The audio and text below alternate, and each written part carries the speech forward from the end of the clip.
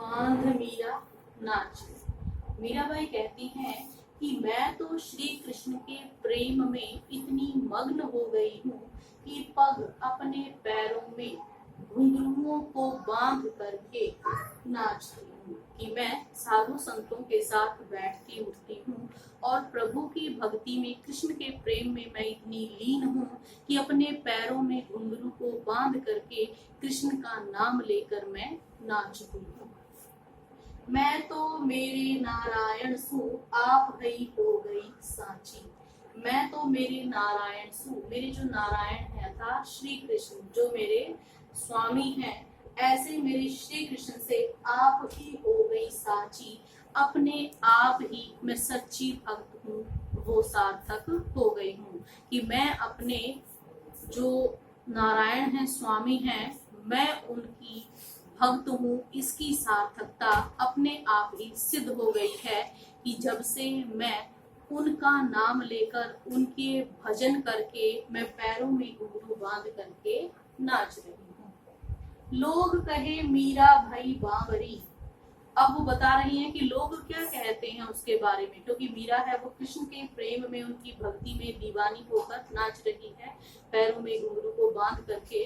तो वो कहती हैं, लोग कहे, समाज के जो लोग हैं वो कहते हैं मीरा भाई बावरी, मीरा है वो तो पागल हो गई है। मीरा क्यों पागल हो गई है? क्योंकि उसने अपने परिवार की मान मर्यादा है उसको त्याग दिया है। वो संतों के साथ बैठती उठती हैं और कृष्ण के भजनों में वो लीन रहती हैं। इसलिए लोग कहते हैं कि मीरा है वो तो पागल हो गई है। न्यात कहे कुल नासी, और जो मेरे घर वाले, न्यात जो परिवार वाले हैं, वो ये कहते हैं कि ये तो कुल का नाश करने वाली है। क्योंकि ये माना जाता है कि अगर लड़कियां हैं, अपने घर की मान मर्यादा का ध्यान नहीं रखती हैं, तो यही कहा जाता है कि ये अपने कुल का नाश कर देंगी, या उनके लिए ये कह सकते हैं कि बंधन होता है कि वो इन मर्यादाओं का पालन करें। लेकिन यहाँ पर जो मीरा हैं वो उनके विपरीत हैं। वो संतों के साथ बैठती उठती हैं, परिवार की मान मर्यादाओं का उन्हें कोई भी ख्याल नहीं है। यहाँ तक कि शादी के बाद वो ससुराल गई हैं तो ससुराल में भी वो श्री कृष्ण से ही प्रेम करती हैं, वहां भी उन्होंने मर्यादाओं का ख्याल नहीं रखा है। इसीलिए कुल के लोग हैं वो कहते हैं कि ज्ञात कहे कुल नासी, कि ये तो कुल का नाश करने वाली है। विष का प्याला राणा भेजा, पीवत मीरा हासी। अब यहाँ पर वो बता रही हैं कि जो राणा है, जो उनकी ससुराल में उनके पति हैं, वो ये सोचते हैं कि ये श्री कृष्ण से इतना प्रेम करती हैं तो क्या इनकी परीक्षा ली जाए या इनको मार दिया जाए, जिससे कि सबको ये लगे कि वो मृत्यु को प्राप्त हो गई हैं। इसलिए जो राणा है वो उनकी भक्ति का उपहास, या ये कह सकते हैं कृष्ण के प्रति उनके प्रेम को वो बर्दाश्त नहीं कर रहे हैं और वो उन्हें मारने के लिए विष जहर का प्याला भेजते हैं। पीवत मीरा हासी, मीराबाई कहती हैं कि उसको भी मीरा ने अमृत मान करके हंसते हंसते पी लिया।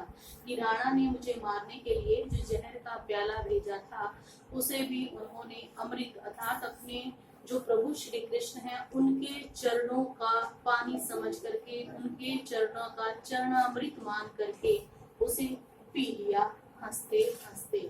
मीरा के प्रभु गिरिधर नागर, मीराबाई कहती हैं कि मेरे जो स्वामी हैं, मेरे जो प्रभु हैं, वो तो गिरिधर पर्वत को धारण करने वाले कृष्ण जी हैं। सहज मिले अविनाशी, अविनाशी हैं, वो नाशवान नहीं हैं, अनश्वर हैं, हर जगह विद्यमान रहने वाले हैं।